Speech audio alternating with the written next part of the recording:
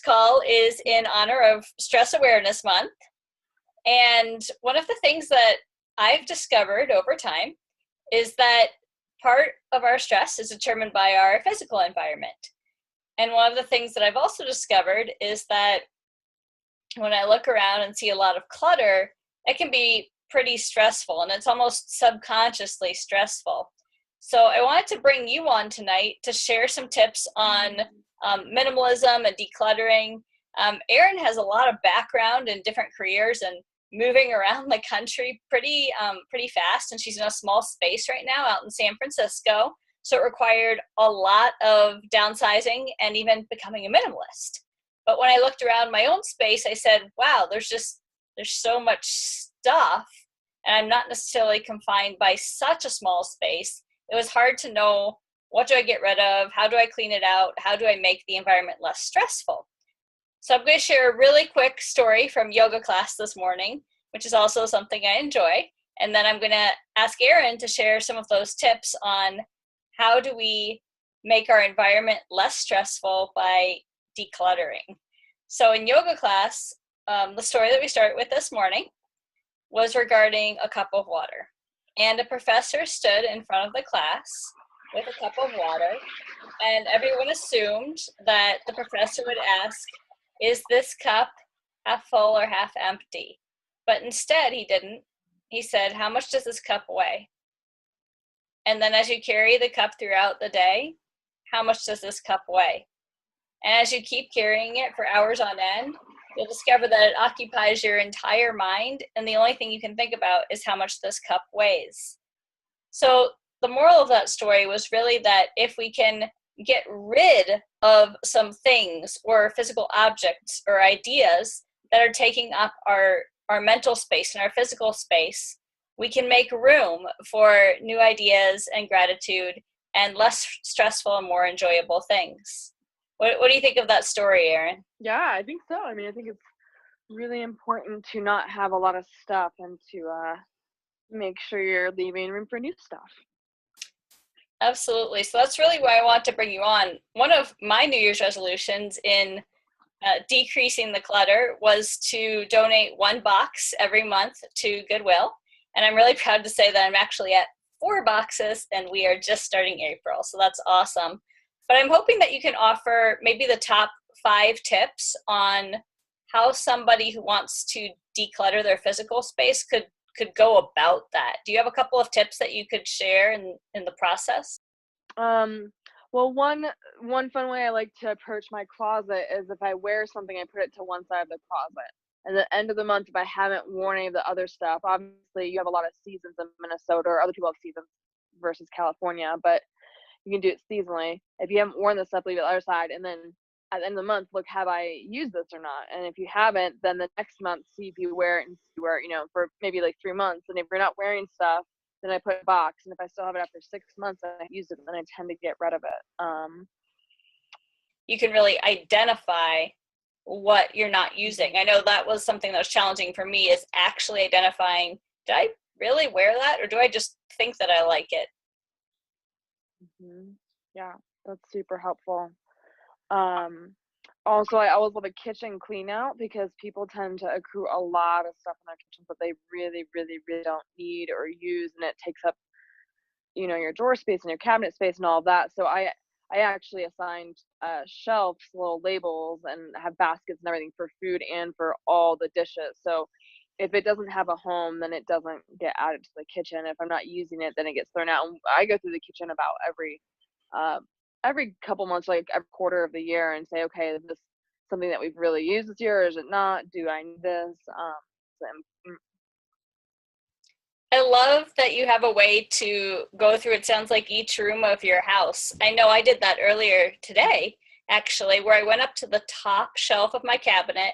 I said, these 4 mugs I never use, only because they're kind of the wrong size for anything I normally drink. So I finally put them in the Goodwill box. I kind of do that with each room. I mean, so like the storage closet, or like if you have like a shed or a basement or anything, that's all labeled too. So everything's in a plastic box. So all of the tools are in one box. All the tapes and glue are in one box. All the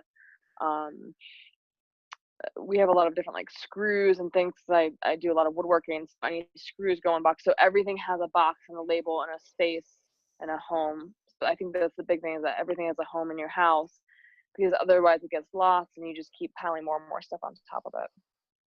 I love that idea of everything having a home. We definitely see that a lot in the space I'm in, where maybe things don't have a home and then you end up with piles, and piles are really stressful and they take a lot of Mm-hmm. time to sort.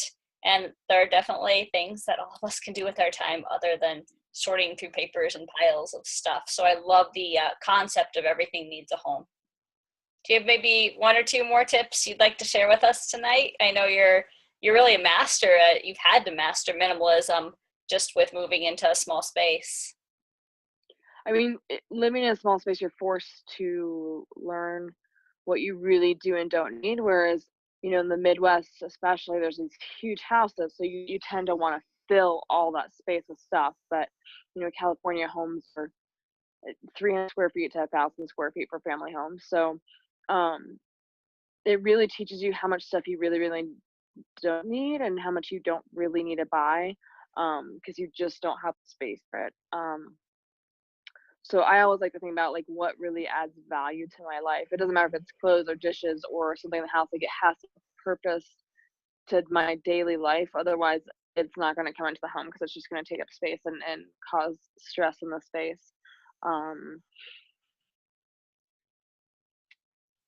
and also, I love Pinterest. Pinterest really helps kind of give you an idea of what style you like and then how you can create your own style within that. So I Pinterest everything like rooms and corners and nooks and cabinets, and then I say, okay, how can I make that work in the space that I have? Cool. Thanks for sharing that great resource with Pinterest. I'm going to have to check out some of your boards there with ideas and ways that we can actually maximize the space that we do have. And I also Hmm. love how you bring in the idea of it has to add value to the daily habits. I think we talk a lot about that, at least on Coach Meredith, with regard to your daily habits like sleeping, nutrition, hydration, working out. It has to fit into the daily schedule in order to become real, to become a lifestyle. And it sounds like you really do that with your stuff as well. You prioritize the value it brings to the daily life, so it's not so much taking up storage or visual space in which you could appreciate something else that does add that value. So I love your tips. These are awesome tips as to how we can go about organizing and thinking about our space. It really seems like a mindset. Now, if you're one of those people that accumulates a lot of stuff and you have trouble saying goodbye to things, how did you get over that process? How did you say, you know what, I'm going to have to say goodbye to things, and this is how I'm going to decide what could better serve somebody else today?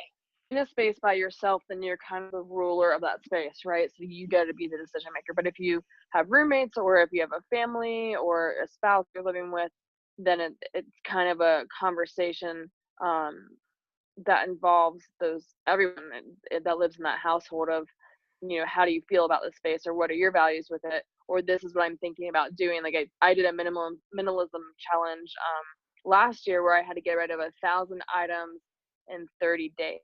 So the first day I got rid of one item, the second day I got rid of two items, the third day 3 items, and it really made me take a look at the space I was looking at. It's just like a health or fitness challenge, and made me think about like all the stuff I have that I just don't use. Um, so I think challenges are great. You can stick with them, or also maybe sitting down with anyone else that lives in your space and looking at and say, hey, let's do a spring clean out together and look at, how we can make some space, or if, let's say you were like looking to make an office or kids need more play space or anything like that, and you don't really have the space, you can um, really think about how you're utilizing space you do have. And there's some, again, Pinterest has some great like small space or space saver ideas where you can create, a cute play corner, or you can create a miniature office in a corner of somewhere. Might be able to utilize that space a little better. But I would say make a list of, what don't you feel good about? What do you feel good about? How many people are involved in the decision making process? And then um, what are some goals out of it? Because that might help you like target, oh, is it my closet that's a problem? Is it my bedroom? Is it the kitchen? Start with one space and then move on. Oh, you have so many good tips packed in there. I love it. It is just like fitness and just like business, where we set the goals, we find our supporters, we find our detractors, we help utilize their feedback to set our priorities.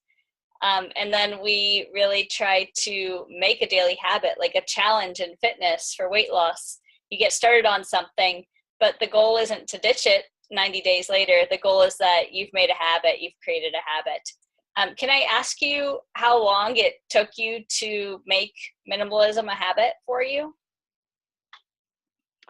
I mean, I think it's ongoing every day because I mean, I just recently moved again, and somehow I still had probably 6 boxes that went to Goodwill even after that 1,000 items in 30-day challenge that I did earlier that year.